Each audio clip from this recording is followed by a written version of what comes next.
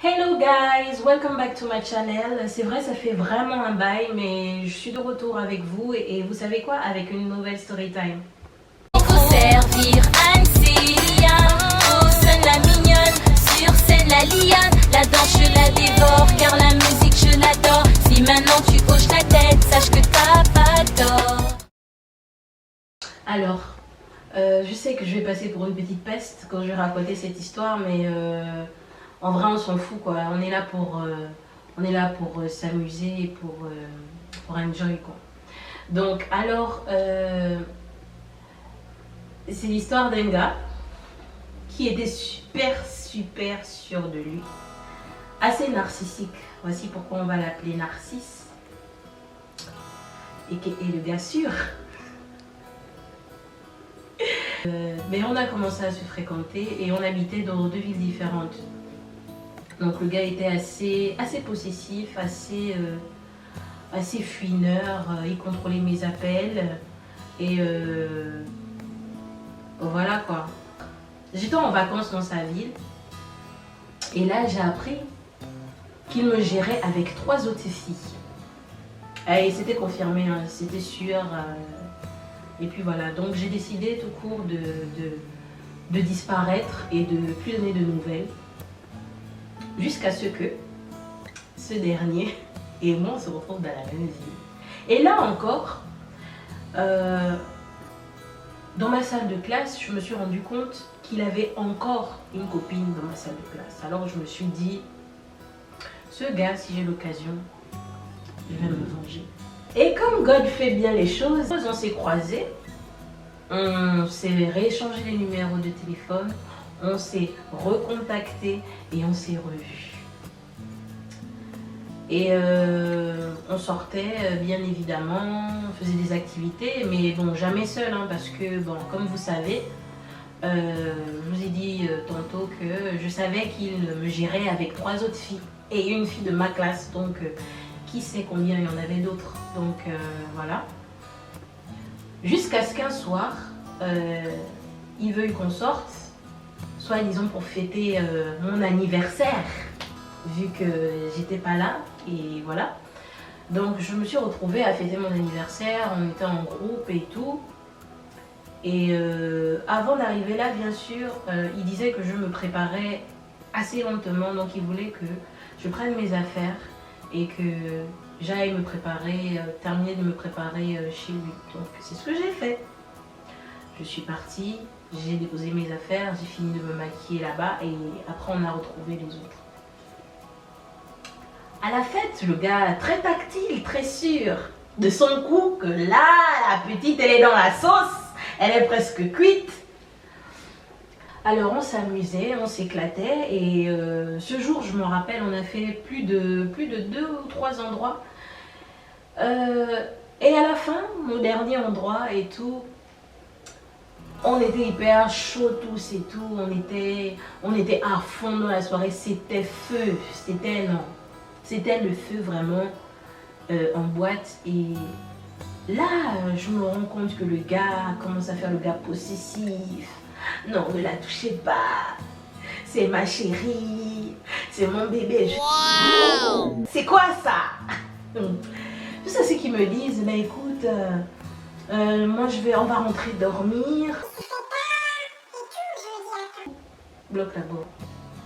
Est-ce que le gars il est sérieux? Dormir avec qui? Où et comment? Donc on quitte de là. On arrive, je rentre chez lui et tout, en panique, comme une africaine, typique.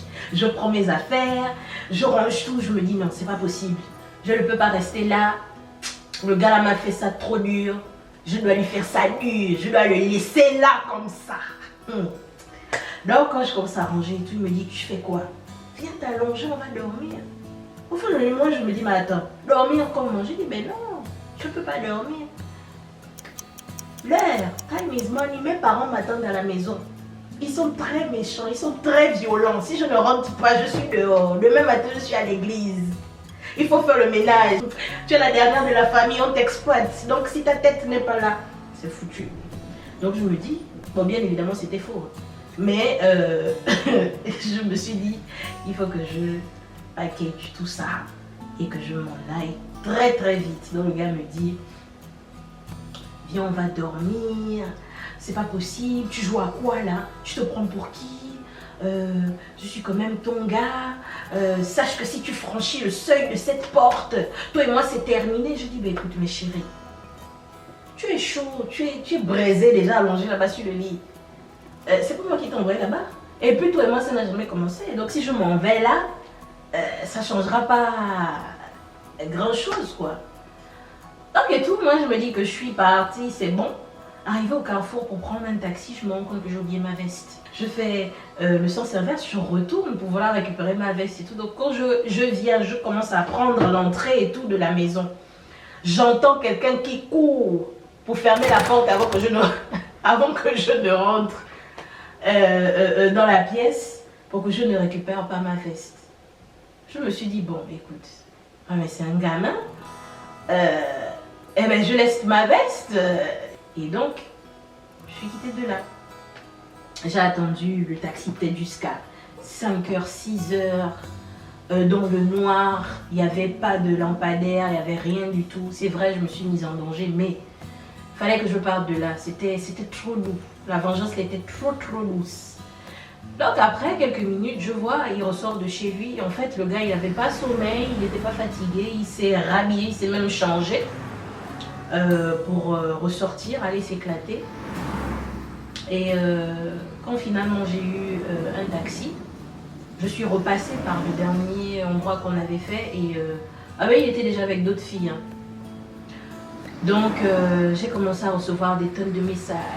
Tu es une b***, tu es une conne, tu es une je te prends pour qui? Tu penses que je suis comme tous tes moutons que tu maîtrises? Tu savais bien que j'étais chaud? Tu m'as laissé en plan comme ça? Eh ben, ce jour, je ne voulais pas te répondre, mais mon très cher, là, je vais te dire, très cher Narcisse, j'ai eu ma vengeance. C'était une vengeance et la vengeance n'était pas qui se mange très fou. Mais pour la petite anecdote, après 3 ans, 4 ans, Narcisse m'en veut toujours. Mais je ne comprends pas pourquoi Narcisse m'en veut toujours. 3 ans après, je vous dis bien 3 ans après, en vacances, je me retrouve dans la même pièce avec Narcisse. Il n'y a pas de place. On me positionne avec mes soeurs sur la même table que lui. Narcisse refuse qu'on s'asseye là. Je me suis dit, ah ouais, il me faut le self-control. Parce que si je ne me contrôle pas, je vais sauter sur lui, je vais l'étrangler et ça va faire une affaire d'état. Donc alors, ce que j'ai fait, c'est quoi? Comme une grande fille, pleine de sagesse, pleine de self-control, eh ben, on allait s'asseoir sur une autre table et on a enjoy jusqu'au matin. Et ben, c'est Narcisse qui est embêté toutes les vacances. S'il vous plaît, en commentaire, dites-moi pourquoi Narcisse est fâché, parce que je comprends pas. J'ai juste fait ce que je devais faire. Je me suis vengée. Alors, c'est ainsi que s'achève ma vidéo.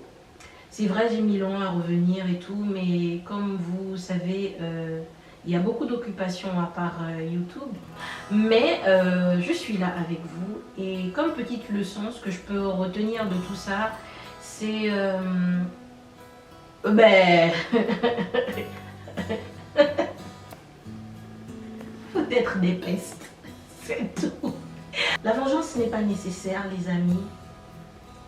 Mais... c'est difficile à dire et à croire, mais elle fait vachement du bien. C'est nous! La vengeance, non. Il faut avoir ce moment de gloire. Au moins une fois dans sa vie pour comprendre que la vengeance, c'est magnifique. Et je pense qu'il a tiré une sacrée leçon de tout ça. Mais je m'en sors grandi parce que bon, j'ai quand même eu ma petite vengeance.